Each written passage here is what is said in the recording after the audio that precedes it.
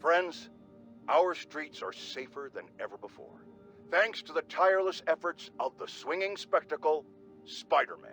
Oh, just kidding! Our streets are actually in more literal danger than they've ever been because it seems like someone made Hammerhead's idiot men resort to digging up roads in the middle of rush hour! It's clear that the only way crime boss Hammerhead thinks he can get people to listen to his pleas for a return to decency is by actually razing this city to the ground. And while I frankly find the sentiment admirable, just like my doctor thinks it's admirable that I've cut back on alcohol consumption, I think we can all agree that we'd much rather get home on time and alive than late and dead. Meanwhile, Spider-Man, it seems, is actively assisting the Magia during all this.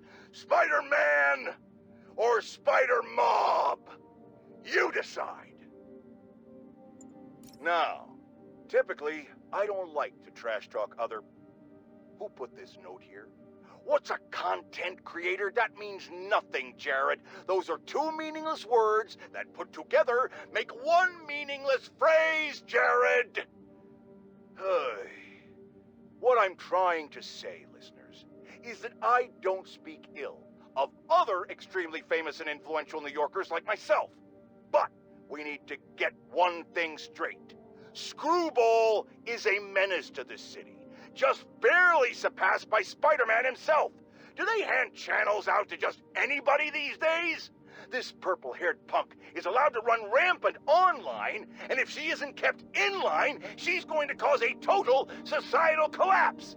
I can't tell you what to do, fine listeners, and I would never suggest you do anything borderline illegal. But if Screwball's channel just so happened to be shut down and she was never able to broadcast again, I think that would be a fine way to protect your city. Finer than anything Spider-Man's ever bothered to do for us. Well, folks, it seems I have a retraction to make. Some of my previous comments about finding Hammerhead's ideas interesting, because he wants to make this beautiful city respectable again, may have been taken out of context. Hammerhead is a violent and poorly dressed murderer who, it turns out, has actually been stealing superpowered weapons in order to rule this city by force in a sort of coup d'etat that I'm certain no one could have seen coming. Especially, apparently, Spider-Man. Now I stand behind everything I said about admiring Hammerhead's motivations.